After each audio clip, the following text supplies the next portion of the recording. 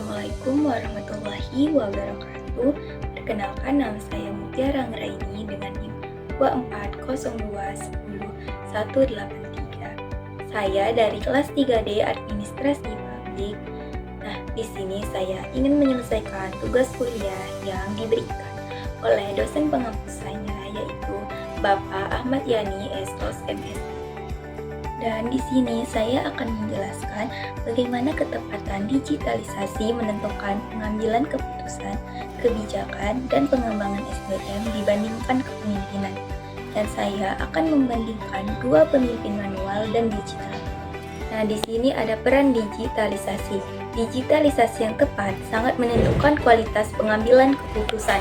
Dengan data yang akurat dan sistem digital yang baik, keputusan bisa diambil lebih cepat, lebih objektif, dan lebih sesuai dengan kondisi nyata.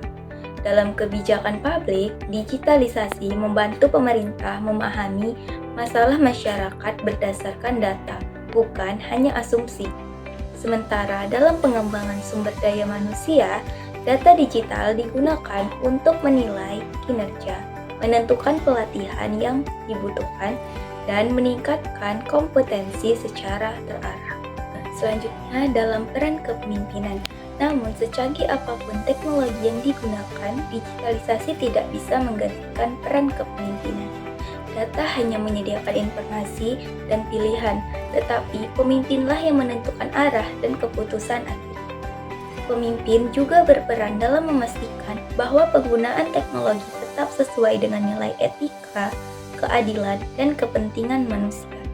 Tanpa kepemimpinan yang kuat, digitalisasi justru bisa disalahgunakan atau tidak dimanfaatkan secara optimal. Nah, selanjutnya di sini saya akan memberikan dua contoh pemimpin yang dalam masa menjabat itu dia menggunakan digital atau manual. Nah, di sini yang pertama itu ada kepemimpinan digital, di mana saya mengambil sebagai contoh yaitu Bapak Ridwan Kamil, Gubernur Jawa Barat. Ridwan Kamil dikenal sebagai pemimpin daerah yang inovatif dan melek teknologi. Saat menjabat sebagai Gubernur Jawa Barat, ia mendorong penggunaan aplikasi digital, e-government, dan media sosial dalam pelayanan publik. Contohnya, masyarakat dapat mengakses layanan administrasi dan menyampaikan aspirasi melalui aplikasi digital milik pemerintah Provinsi Jawa Barat. Keputusan diambil berdasarkan data digital dan laporan online. Wargi Jawa Barat, tahukah Anda? Demi mewujudkan cita-cita Jabar menjadi provinsi digital dapat tercapai, dibuatlah aplikasi Sapa Warga. Apa sih Sapa Warga? Aplikasi ini dikembangkan oleh salah satu unit Jabar Digital Service di bawah Diskominfo Pemerintah Provinsi Jawa Barat.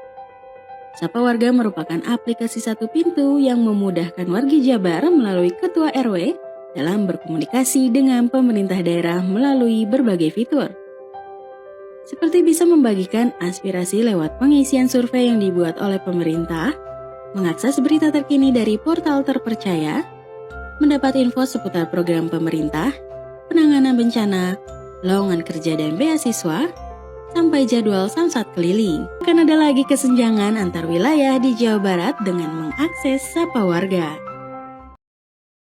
Selanjutnya, contoh pemimpin manual yang dimana saya ambil sebagai contoh yaitu Bapak Basuki Cahayapurnama atau yang sering dikenal sebagai Ahok.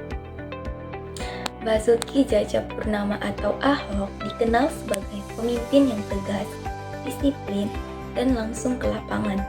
Dalam mengambil keputusan, Ahok lebih menggunakan rapat langsung, inspeksi lapangan, dan instruksi keras kepada birokrasi. Ia fokus pada pengawasan langsung dan penegakan aturan. Selanjutnya pada hari ini Gubernur DKI Jakarta Basuki Cahayapurnama berjanji akan melakukan normalisasi di seluruh kali di DKI Jakarta. Ahok juga berjanji akan melakukan pelebaran di seluruh sungai di DKI Jakarta. Ya kita harus tahu kalau memang itu ada masalah, kita harus tetap normalisasi. Itu yang kita sampaikan, gak ada pilihan. Walaupun dia marah atau apapun, ya nama juga kayak orang tua sama anak, ya mana. Apa yang dilihat sekarang? Orang Kampung Pulau terima kasih, Coba tanya sama mereka mendukung normalisasi atau mendukung aktivis LSM yang membela mereka. Jelas dia nggak mau dukung lagi. Pernah nggak Manggarai siaga 1? Tidak pernah. Dulu Katulampa siaga 1, kita takut. Sekarang nggak pernah.